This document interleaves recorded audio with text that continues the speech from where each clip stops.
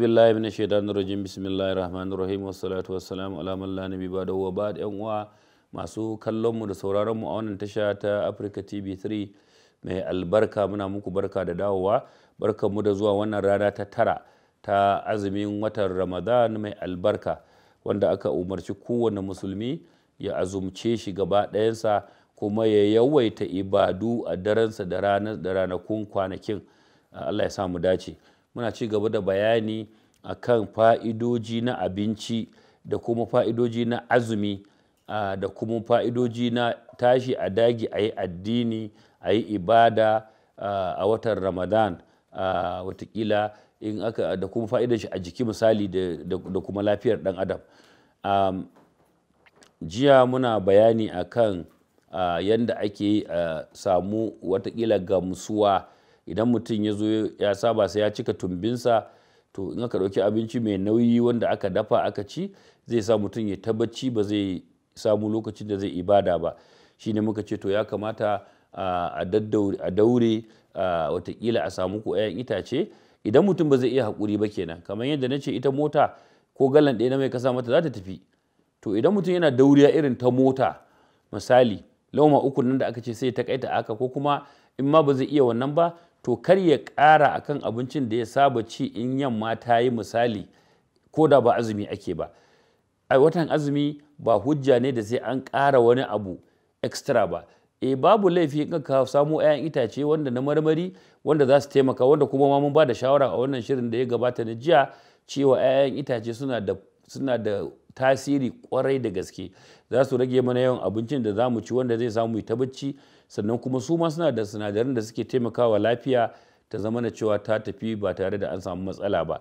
Saboda haka idan mutum ya san cewa shi ba zai iya wannan haƙurin ba, a sa mai ɗan galan ɗaya ko 2 liters ya motsa sai ya cika dam, to sai a samu 'ya'yan itace misali a ɗan sa su yalon bello su a cika cikin daidai gwargwado, sai kuma ɗan taɓa wanda yake da ɗan daɗi ɗin wanda mutum hankalin shi zai kwanta da shi. Idan aka yi haka za a samu fa'ida kwarai da gaske. To yau ina so mu yi magana akan nau'in abinci kala-kala su kuma. Misali waɗanne irin abinci ne mai azumi ya kamata ya ci ko kuma ya kiyaye su, wanda watakila za su iya jawo mishi matsala da sauransu. To idan aka duba nau'in abinci ko a al'adance mu a Hausa mun san cewa abinci sun kasu kashi-kashi. Akwai abincin da yake da maiƙo misali kindirmo misali na madara ko fura, akwai su yogurt, akwai soyayyen nama, akwai abincin da ake soya shi da mai, akwai wanda ake haɗa da maiƙo misali su madara da sauransu. To irin waɗannan nau'in abinci kan shine ba shi kiransu mai maiƙo. In mutum ya zo ofis misali aka ga kawai baya neman abinci sai ruwa yake sha, abokai za a ce yau dai bana an ci mai maiƙo. To shi abinci da yake da maiƙo yana rage wato motsin da tumbi yake ya tunkuɗa abinci ya shiga hanji. Shi yasa idan mutum da safe misali ya ɗori irin wani abincin ya samu ya ci, yakan daɗe bai nemi abinci ba. Idan aka kwatanta misali da shayi misali ko wani ɗan ɗumamin tuwo wanda zuwa an jima kaɗan mutum zai ji kuma yana buƙatar wani abincin.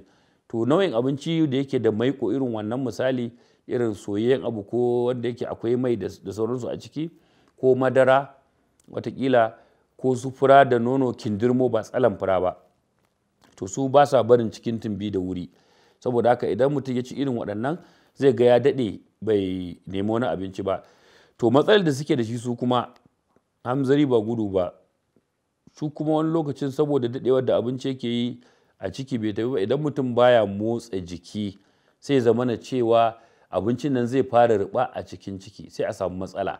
To shi sa irin waɗannan abincin idan dare ya yi misali mutum zai tafi kwanciya ne, ba a so a ce mutum ya samu irin wani abincin ya ci. In dare ya yi misali ana azumi za a kwanta an dawo daga sallar tarawih misali, in dai aka ce mutum to sai ya ci irin waɗannan abincin wanda za su iya kume mishi a ciki, to ana buƙatan kuma ya ƙara motsa jikin shi.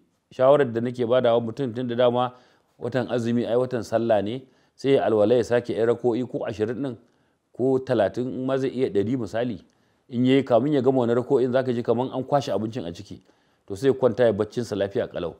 Abin da yake da muhimmanci shine mutum ya kokari ya kautar da tunaninsa daga abinci, saboda tunani na abinci shi yake kawo, Bahaushe yake sa rai da ci shi yake kawo yunwa.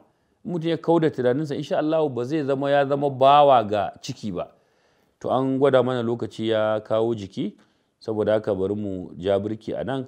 In Allah kai mu gobe za mu dora inda muka tsaya. Wassalamu alaikum wa rahmatullahi ta'ala wa barakatuh.